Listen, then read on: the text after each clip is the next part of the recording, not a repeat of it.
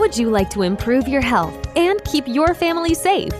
You're listening to the Healthy Home Hacks podcast, where we firmly believe enjoying optimal health shouldn't be a luxury. Healthy Home Authorities and husband and wife team Ron and Lisa will help you create a home environment that will level up your health. It's time to hear from the experts. Listen in on honest conversations and gain the best tips and advice. If you're ready to dive in and improve your well-being and increase your energy, you're in the right place.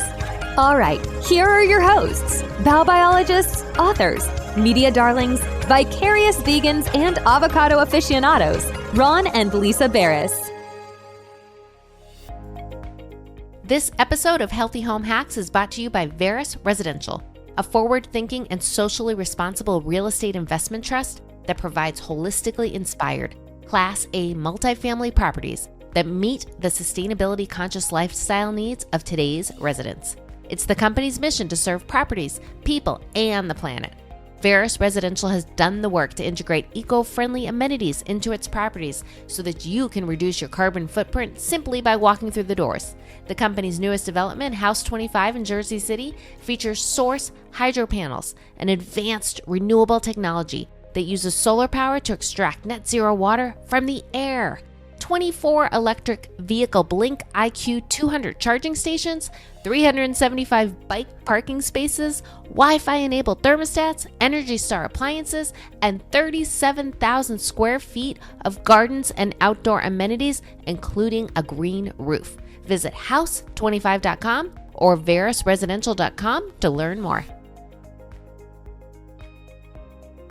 Negativity that invades my sacred place, I banish you away with the light of my grace. You have no hold or power here, for I stand and face you with no fear. Be gone forever, for this I will say, this is my sacred place, and you will obey.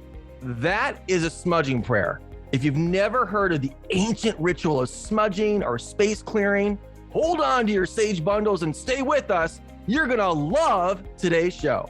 Our guest today, Rachel Larraine Crawford, is a mystic, a Reiki Master, a tarot reader, a Feng Shui practitioner, an energy healer, and an award-winning holistic interior designer. Rachel, the Home Whisperer, is the founder of Tiger Veil, host of the Bewitching Home podcast and the DESIGN COVEN mentorship for future interior designers. Rachel's intimate connection to intuition and ancestral roots enabled her to rise above a challenging childhood and blossom into a powerful, impassioned healer. She became certified in classical flying stars Feng Shui. What? We want to hear more about that, Rachel. Absolutely. And Rachel's services include tarot readings, energy healing, moon circles, space clearings, and wellness space design and curation for the home or business. She incorporates the tools of Feng Shui, tarot, crystals, herbs and oils, ritual and ceremony, astrology, and metaphysics by developing harmonious spaces with deep healing work to create energetically aligned indoor scapes. Rachel's work has been featured in several publications like San Diego Magazine, Modern Luxury Magazine, Exquisite Weddings, Style and Decor, and Serendipity Magazine. Without further ado, Rachel, welcome to the show. Oh my gosh, thank you so much. I'm so honored to be here. Thank you for being with us today. We are thrilled. This is such a fascinating topic, something that really aligns with our podcast and our mission, and something that we personally love and incorporate. We incorporate bits of this, but I know we're going to learn so much today. And I know our listeners are really excited. We've touched upon some of this with guests in the past, but we're going to dive really deep today. So we're so happy to have you with us. So strangely enough, this interview is taking place during Mercury in retrograde. Now, listeners, if you aren't familiar with what that is, it's based on an astrological event that happens several times a year where the planet Mercury appears to spin backwards. As the ruler of communication and technology, we tend to be hit with mishaps when it comes to travel, our computers, and even our communication with others. Now, Rachel, before we get started, we'd love to put you on the spot and tell our listeners how to best handle this period of time that can present unforeseen challenges. Yeah. And we actually have 6 planets in retrograde right now. Oh my God. No wonder I'm having all kinds of more crazy.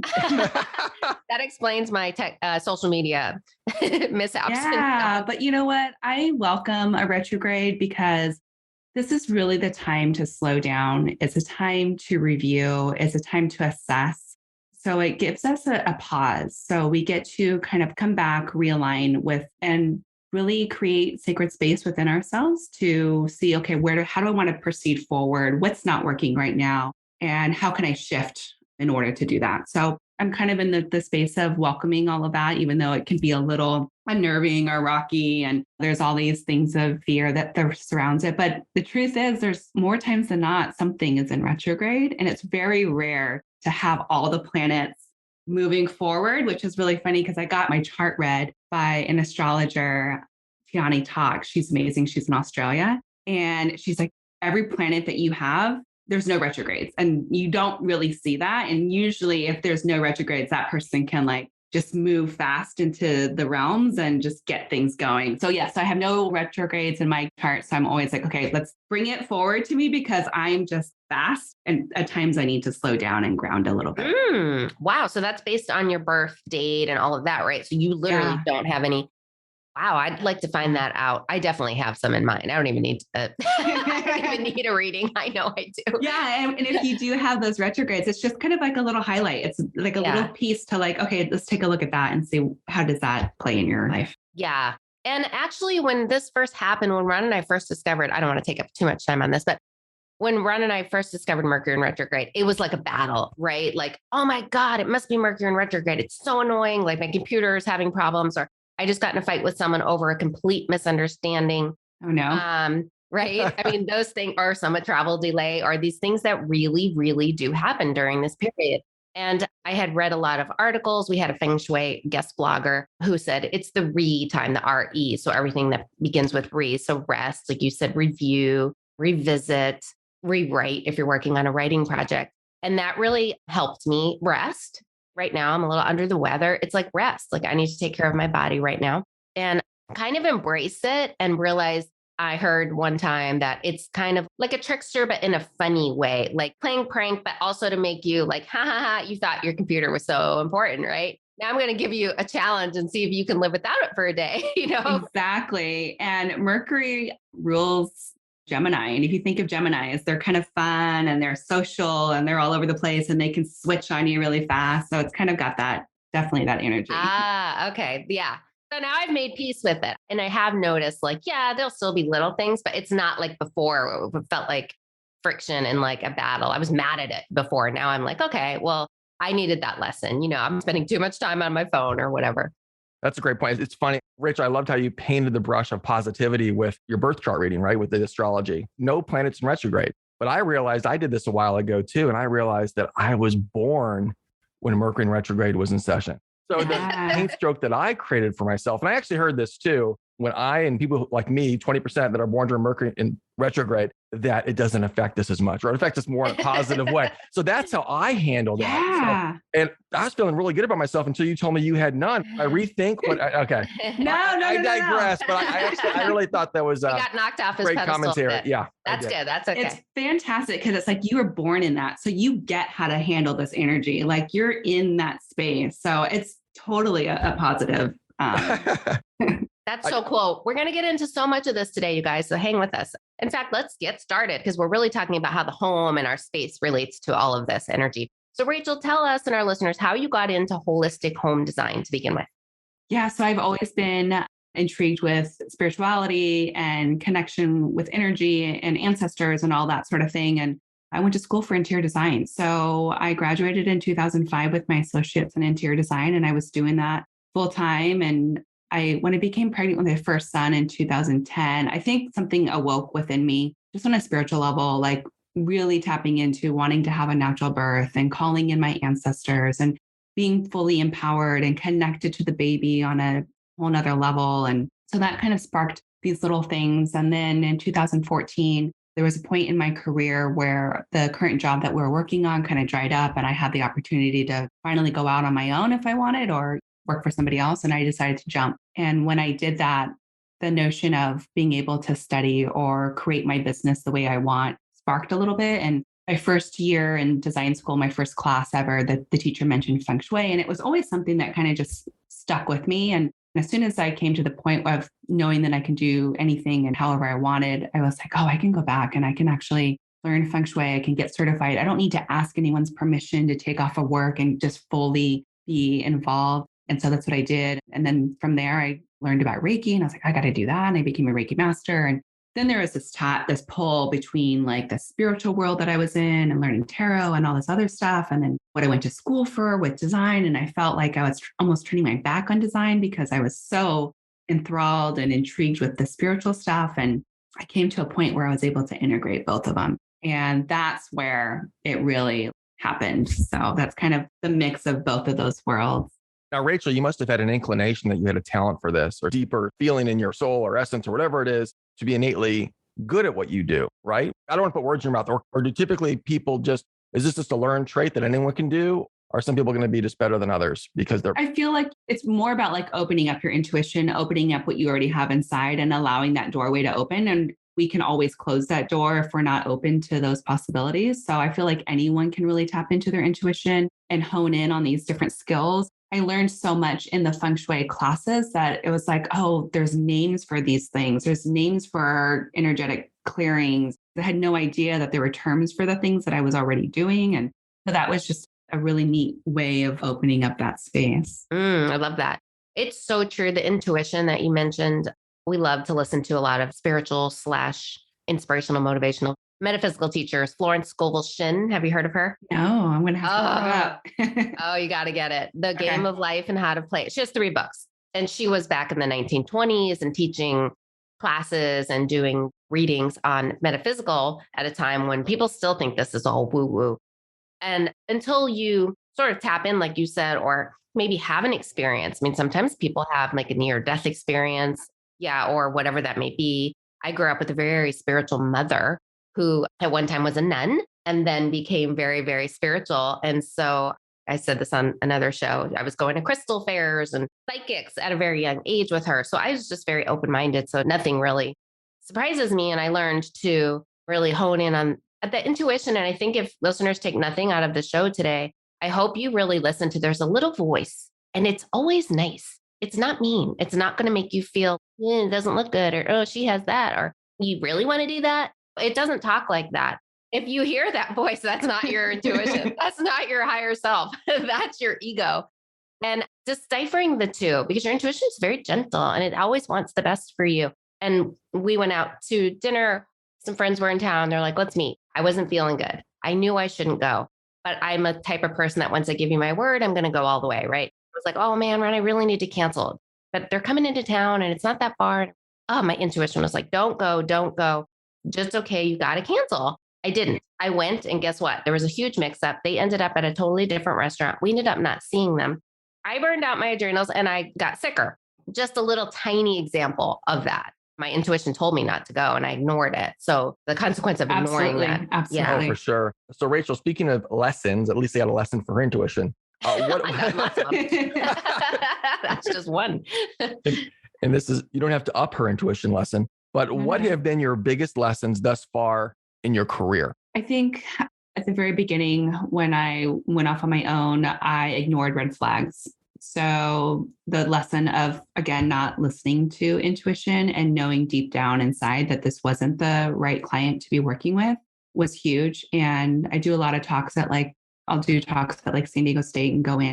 And, we're so eager. I'll talk to these design students and we're so eager to get our first job and to get out into the world and do what we need to do. And we're like so desperate to take anything and everything that we can get our hands on.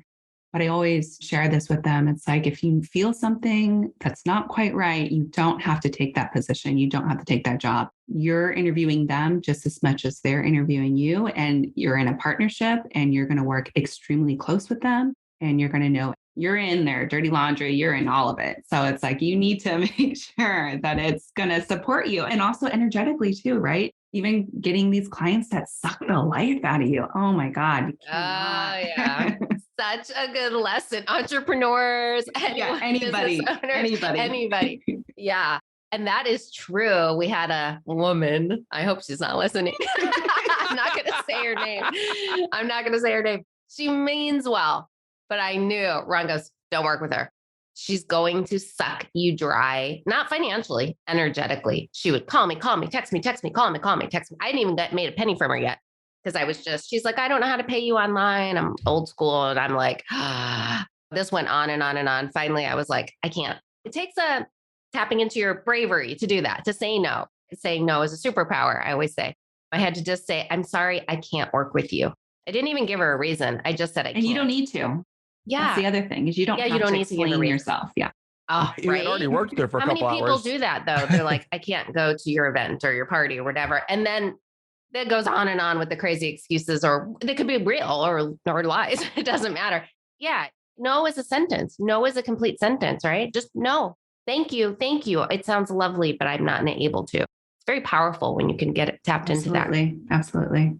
Okay. So I read about the services you offer on your website, including energy healing, where you, I'm going to quote this, create sacred space by grounding the energy in the room and create a protective bubble by releasing any negative or dark energy in the space and calling clean, clear energy and guides, ancestors, or animal spirits in alignment with your higher self. I love that. We're very much into animal spirits and totems here at Family Barris. Can you share with our listeners some of your ceremonies for new build homes and buildings and embedding crystals in the structure's foundations? Yeah, absolutely. This is one of my favorite things. So I went to Ireland to study under my Feng Shui teacher and shaman. Her name is Amanda Sophia, and then the shaman is Alex Stark. And we got to go to Ireland and create ceremony at sacred sites and just really connect with the land and introduce ourselves to the land and be one with it and on a different level. So I like to incorporate a lot of those ceremonies and practices that we did there with the home. So one home in particular, we connected with the land before we demoed the old house. And the client brought her family album. She brought like her favorite wine. Her husband's family was really into orchards and with their family growing up. So she brought apples and jams and favorite games. And we created a beautiful cairn structure, which is just a rock formation that we gathered from the property. And we brought different pieces. I brought rice to represent my Filipino heritage and sugars. Yeah. So we were just like giving these beautiful offerings to the land. And she introduced herself.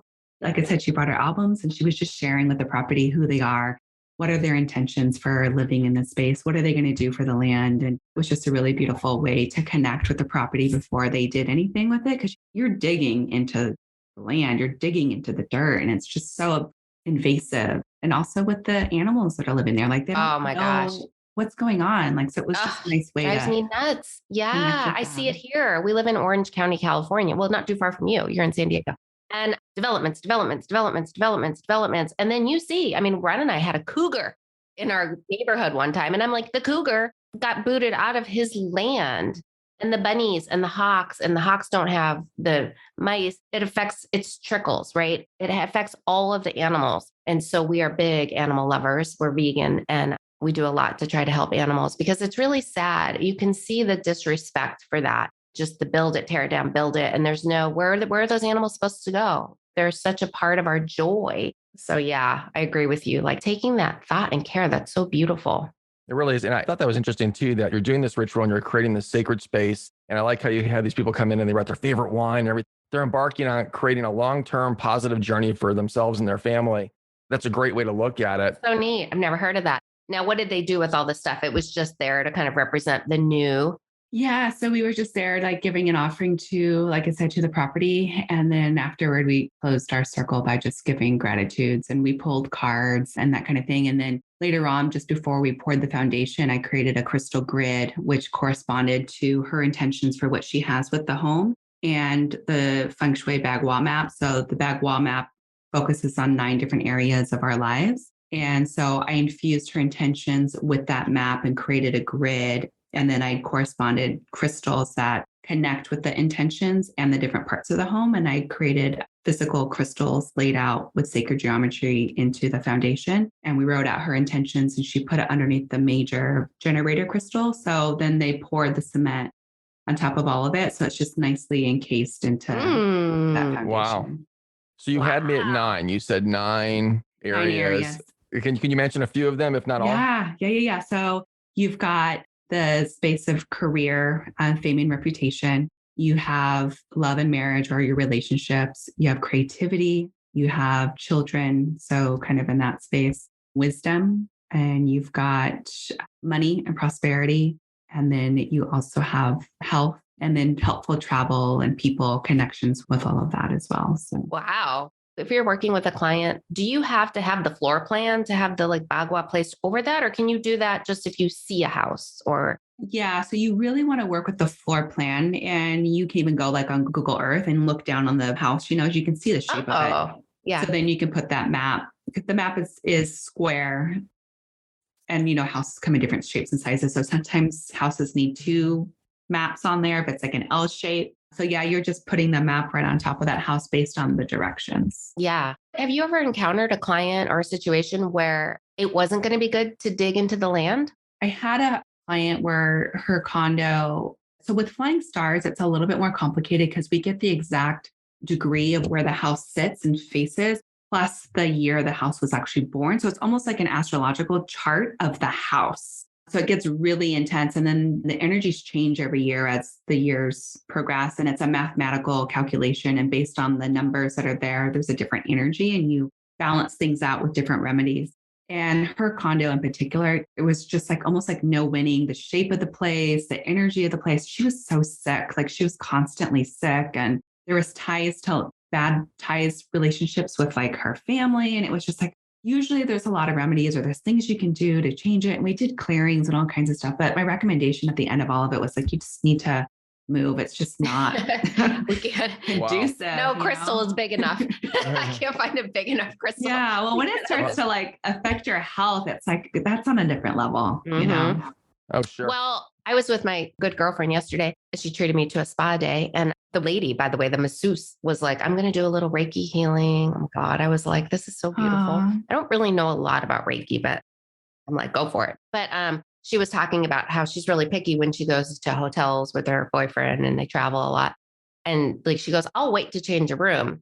If the room's not right, he'll take a view of the parking lot, a nice hotel. And I said, I'm the same way. I said, because I think the rooms have energy, and you could go into a hotel and one room is like, oh my God, you feel good in it. And another room, you don't. I don't know if that could also be conversations that happened in there or guests that were there. Right. So, which takes us to smudging, right? Do you want to talk a little bit about that, since we kind of mentioned it at the top of the show? Yeah. So I love to clear spaces with herbs and oils that are connected to the intentions that we're bringing into the space, and also with our heritage. So I will ask a client, like, what is it that they're wanting to clear out and what is it that they're wanting to bring in? So based on whatever those intentions are, will kind of guide me as far as which herbs I'll use. I use a lot of rosemary for clearing. I also will use herbs to bring in certain things. So like in my heritage, the Filipino side, I'm also Irish, but my mom does a lot of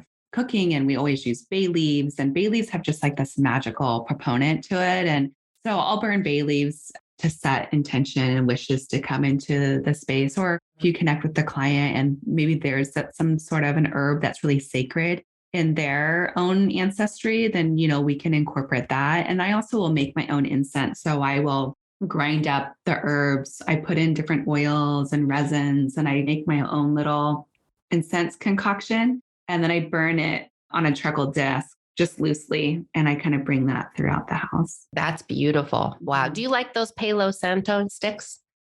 Yeah, I mean, those are really beautiful and nice. You just have to be really careful about where you source it from, because it is from a tree that's not highly sustainable. It takes about 9 years for it to mature before they can harvest it. So you just have to be really careful with that. And you can clear your home without any of that stuff. You can just open up the windows, open up the doors, go around the home with your hands. Your hands have so much power. There's chakra centers, energy centers there too. And just combing corners and the walls and just using intention and your mind to kind of just clear the space. I always envision like almost like drains going down each of the corners of the house and just having that energy go back into Mother Earth so that she can transform that into something else. And then I envision like the lid of the house or the roof of the house kind of opening up and letting that sunlight just trickle in and bring in the energy that you want. So that is so amazing. Wow. I have a personal question. We have a staircase that goes right to the front door. And I know in Feng Shui, that's not good. It can take the good energy out, correct? Yeah. So it's a fast energy that anytime energy that goes downstairs, it's super fast. And that's just energy that's going right back outside your house. That's the way. So I guess we really didn't address it. And then recently we bought a Feng Shui crystal ball that you're supposed to hang on like the stair banister, but there's a little window that's kind of high to the side and I put it there. Do you think that would work or does it have to actually be in the path of the stairs? Yeah. And then a lot of the stuff with the Feng Shui, it's like, it's also intention, just like, okay, what I'm going to set this here with the intention that that energy is going to slow down or it's going to reflect back into the space. So I think by even just holding that crystal, setting the intention of what it's going to be doing and placing it there is plenty. Is good. Okay. I just love Feng Shui. I think it's so fascinating. And the things that people can do, if you're listening, guys, like maybe you have a horrible work environment and it's icky. There's things you can do. Oh, yeah. Right. There's things you can do, even if you're in a cubicle. You don't have to have your own office space, even. There's so many things you can do. We're going to give plugs to your website and Tiger Veil, right? Tiger Veil is your main website, Tiger Veil. We're going to put links to that in the show notes. Rachel can help you guys with that. I'm curious. I know we're talking about wealth and listing, so that certainly perks my interest. But how does health play a part in your designing? So with health, I'm looking at products that are coming into the home. So making sure that, we're getting paints that are zero VOC. We're looking at products that have the least amount of off-gassing. I'm also looking at where is this coming from? Are we traveling over the water? Like how far did it get here? What's the carbon footprint? And what are the practices of the manufacturers that are actually creating these products? And what does that look like? And then how can we repurpose? How can we reuse what we already have? So I'm bringing that in. And then also like with plants, I'm making sure that we've got fresh plants in the space that can clean the air, that can bring this beautiful life into the space. So there's all kinds of things that we can do there. Now, Rachel, we've done shows on very popular indoor house air cleaning plants. What's one of your go-tos that you like implementing into a home? This guy. Yeah. Oh, wow. You have a prop. Yeah. Wow. This one's like one of my favorite ones. I think it's a pothos. Okay. Yeah. Golden pothos. Yeah. So I just love them because you can put them anywhere. And it's like once they start to weld or you can tell that they're like not happy, you just water them and give them love and they bounce right back. So it's not like if you're afraid or you have a black thumb, I feel like you can always that should be a good term because plants love dirt and isn't dirt kind of black or brown? They should love that. Yeah. Right. Yeah. Like, why does it have to be green? Well, we did a video at our local garden here, Rogers Garden. Have you ever been to Rogers Garden in Corona Del Mar? No. Oh, you have to make a trip. I'm going to come just to come to the garden.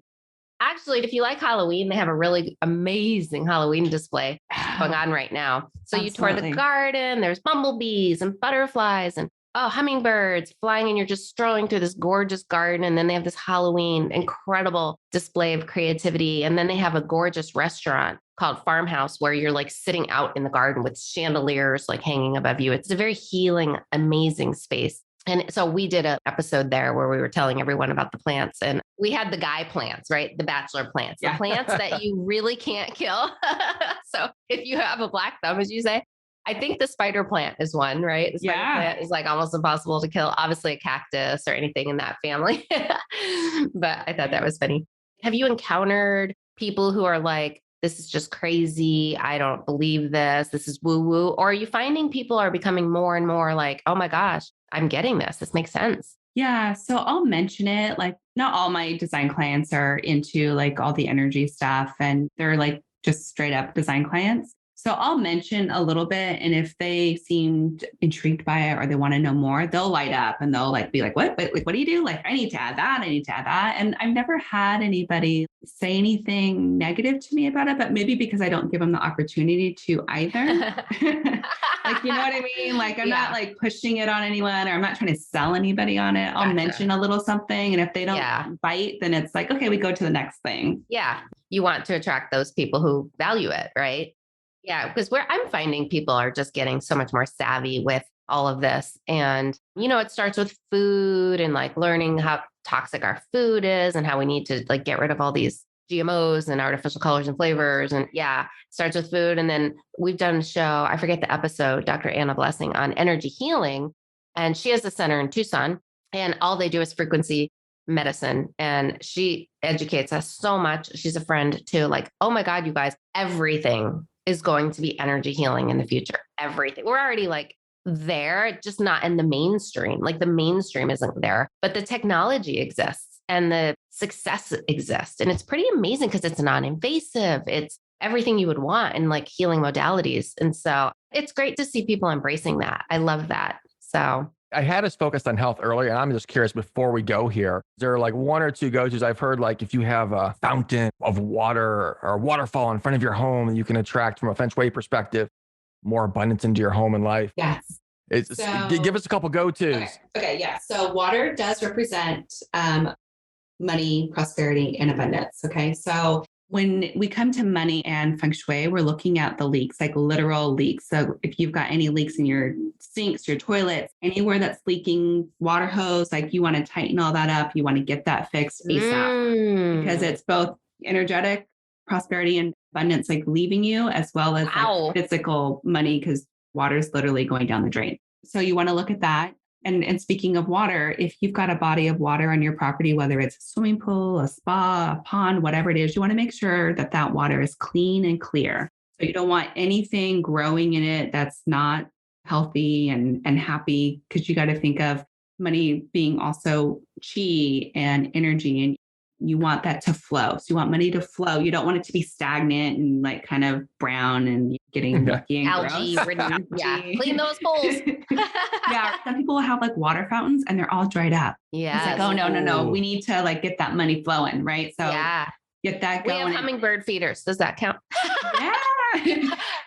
I have to clean those puppies every day. Those hummingbirds are like. So making sure if you are going to have a fountain, keep it up. If not, then get rid of it. Like, don't do it. The other thing too is if you are going to have a fountain, you want that money, that water to flow toward your home, because you want the money to come to you versus like flowing out into the street or facing out of your home. So you want to look at the direction of water as well. And then the other thing with like wealth and abundance, I'm always looking at the plants, making sure that they're happy and they're healthy, because our health is also super important when it comes to prosperity and abundance. Like if you don't have your health, like you can't produce, you can't create, you can't do all those things. And our plants are a huge reflection of our health. So making sure that those plants that are dying, that they get taken care of or they get replaced or something happens with them. The other thing too is clutter. That's huge for stuckiness. So if you've got clutter in the home, like you want to be able to clear that out before you do anything so that again, that energy can flow. And then I'm also looking at doorways. So if you've got doors that have stuff hanging on them, or you can't open them fully, or you're blocking doors, those are doors of, opportunity that's not able to come to you. You're like literally blocking opportunities from happening. So Rachel, trick question. So door jams, right? Door jams in the front door. Is that I don't know what that is. Ron's very protective. Okay. He has door jams on our house. In addition to the deadbolt, he gets these like door jams at the security lock store that go under the door. Now you've told everybody that was about to break into our house. You guys your secret. Well, Ron, that's only at night when we're sleeping. Yeah. Of course. Like at night. It's at nighttime. So I was just then you're fine. You're fine. Then that's actually security. That's actually Thank you. My goodness. Okay. So Rachel, what's good for new homes and businesses to consider? I love how you talked about embedding the crystal into the foundation and the blessing. Is there anything else? When you're coming into a new home or even a new business, or you're taking space for the first time, I love to create a letter to the home or a letter to the building, just introducing who you are. Where do you come from? What's the intention that you have for this space? What are you looking forward to creating in this space? Just as a way to connect with the home. Mm-hmm. That's great. Yeah. Honoring every part of it. That's so beautiful. Mm-hmm. I really love that. Well, thank you for these tips and tricks. I know there's much more to this than just this conversation. And Feng Shui is really interesting. So Rachel, many of these people might think this is just woo-woo and this doesn't mean anything, but there are some very large organizations and corporations in the world, particularly I think in Japan, that incorporate Feng Shui to attract goodness to the company. Absolutely. Do you know of one of these companies that we might know that's a well-known brand? Okay, so take, for example, casinos, and maybe this isn't like the more positive feng shui of it. This is like the real stuff of feng shui is casinos will use feng shui in a way to benefit them that might not be so ethically. So like having the carpets really confusing. So you can't make your way back out of the casino. You get kind of lost in there. There's no windows. So you have no idea of time. So you're kind of in this place where you don't know what's happening. There's no time. And then also they're pumping in like oxygen to keep you awake and alert and keeping it really cool. So there's that is like so interesting. Yeah. Oh, I was just going to say that when I believe it was when MGM first opened, you actually walked through the mouth of the lion. I remember that was really, really bad feng shui for a lot of people of the Chinese culture. And, and, you know, there were big time gamblers that were coming in and they would not enter. Mm-hmm. I remember because I grew up in Arizona, not too far from Vegas. And I remember that being all over the news. Like, oh my God, like talk about a design flub. That design firm got fired, apparently. No, I'm just kidding. I don't know. So there's still the arch, but the lions are on the outside, I think. Yeah. Isn't that interesting? And I heard this before. I would love your opinion. Like spiritual symbols and spiritual tokens, totems, whatever you want to call them, don't really have a good or bad power. It's what we bring to them. So like the swastika actually wasn't a bad symbol. It went way back in history. And it was it like Buddhists or whoever used it? They used it as a good symbol. And then it was turned bad by Hitler and the Nazis and all of that. Is that true? Do you know anything about that? I don't know anything in particular about that symbol. I can say that we put so much value into certain things, and something that means nothing to one person can mean everything to someone else. I mean, it's just like a lucky penny. How much power does the lucky penny have on a little kid that finds it and they just treasure that forever? And it's with them as this sacred token. And for someone else, it's trash, really. Yeah. So we bring the energy. It's our energy, right? The energy is coming through us and those things. Yeah. And things have symbolism for sure. There's so much symbolism in our human history and what certain things mean and how the psychology of our brains and how we evolved. And there definitely are symbols, especially even with color and all of that, that's integrated into how we think. Yeah, that's amazing. Okay, last question. What is your dream design? I think having more of that project that I did in Encinitas, just being able to connect with the land, connect with the client on that level.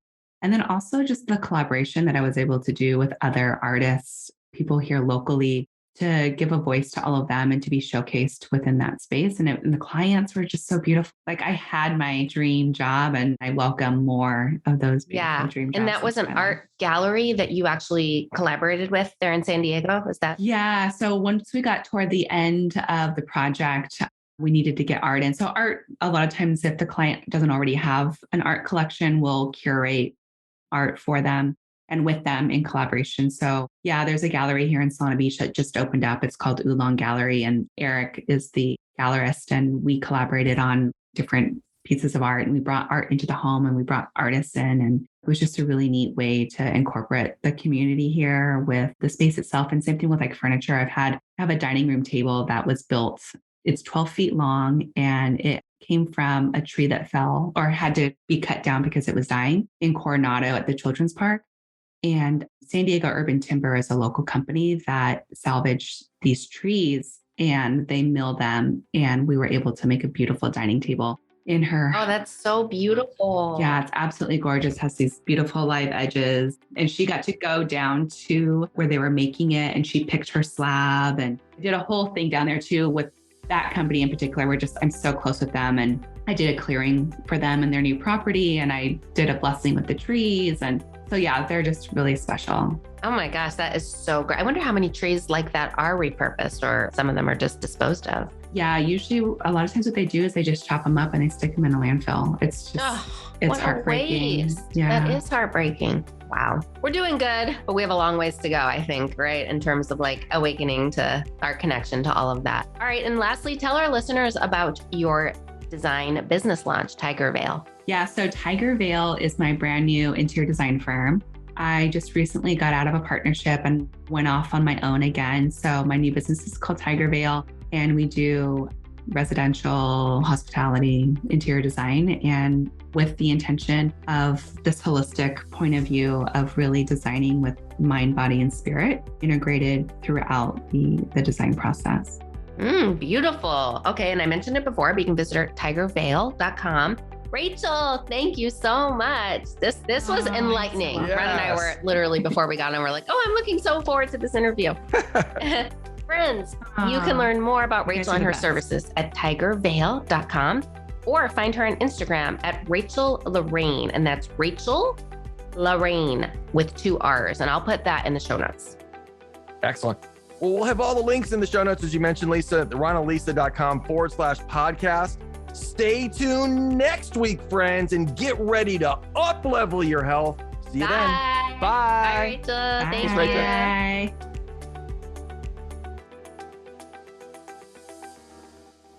This episode of the Healthy Home Hacks podcast has ended, but be sure to subscribe for more healthy living strategies and tactics to help you create the healthy home you've always dreamed of.